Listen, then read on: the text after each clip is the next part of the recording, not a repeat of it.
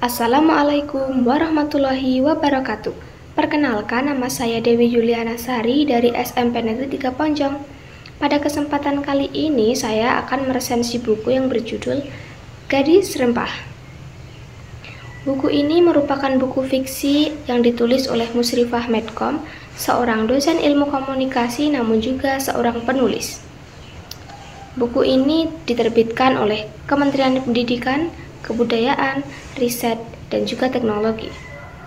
Buku ini terbit pada tahun 2023 serta memiliki tebal sebanyak 186 halaman. Ceritanya berpusat kepada seorang gadis bernama Arumi yang kelak ingin menjadi seorang desainer produk. Namun, ibunya tidak menyetujui cita-citanya. Apa arti mimpi bagi seorang anak yang bahkan ibunya tidak menyetujui cita-citanya? Akankah Arumi dapat menggapai mimpinya? Lalu apa hubungannya dengan rempah?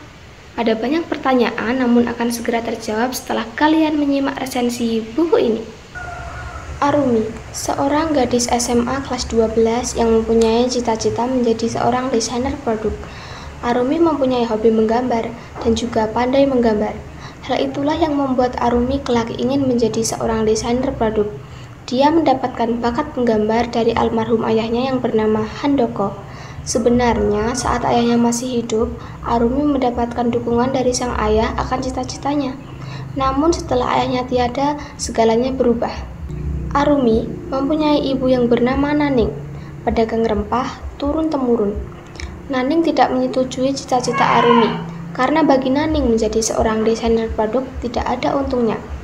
Naning ingin kelak putrinya menjadi seorang pedagang rempah seperti dirinya, tidak menjadi seorang desainer produk. Karena hal tersebut, hubungan Naning dengan putrinya semakin hari semakin renggang. Naning juga berpikir bahwa Arumi tidak mencintai rempah seperti dirinya. Hingga tiba pada suatu saat Arumi mengikuti lomba desain ekonomi kreatif Kemenparekraf. Arumi ingin memberikan kejutan kepada ibunya dengan berusaha untuk memenangkan lomba. Arumi memadukan keahlian desainnya dengan rempah hingga menjadi desain kafe rempah. Kafe itu diberi nama Kembang Lawang. Konon katanya, kembang lawang adalah sebuah rempah yang memiliki bentuk bunga yang cantik dan memiliki makna tersendiri.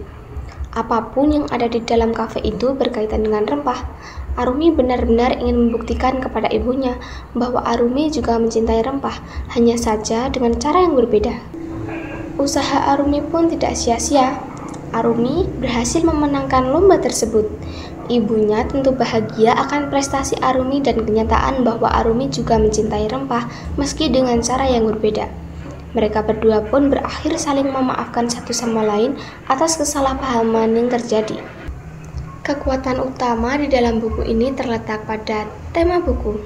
Tema dalam buku ini unik dan kaya budaya, karena kisahnya mencantumkan rempah yang lekat dengan sejarah, perdagangan, dan Nusantara. Hal ini membuat cerita berbeda dari cerita buku fiksi lainnya. Buku ini seakan menyajikan narasi dengan deskripsi yang wangi, lembut, dan kaya akan imajinasi yang membuat pembaca seolah bisa mencium dan merasakan rempah di tiap halaman.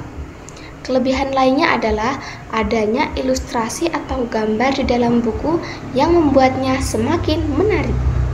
Meski begitu, buku ini juga memiliki kelemahan pada alur cerita. Alur cerita terkesan lambat karena penulis terlalu banyak memberikan deskripsi detail tentang rempah, aroma, dan suasana. Alurnya terasa bertele-tele bagi yang lebih suka cerita cepat. Dari buku ini saya dapat mengambil pelajaran bahwa setiap rasa punya makna, sama seperti rempah yang memberi rasa pada masakan. Pengalaman hidup baik manis, pahit maupun pedas, semuanya berharga dalam membentuk diri seseorang. Pesan lainnya adalah jangan terlalu cepat mengambil keputusan buruk. Contohnya seperti Naning yang menganggap putrinya membenci rempah, padahal Arumi juga mencintai rempah, hanya saja dengan cara yang berbeda. Buku ini layak dibaca. Kelebihan buku ini lebih banyak daripada kekurangan buku, sehingga buku tetap menarik, cocok untuk berbagai kalangan usia, terutama anak-anak ataupun remaja.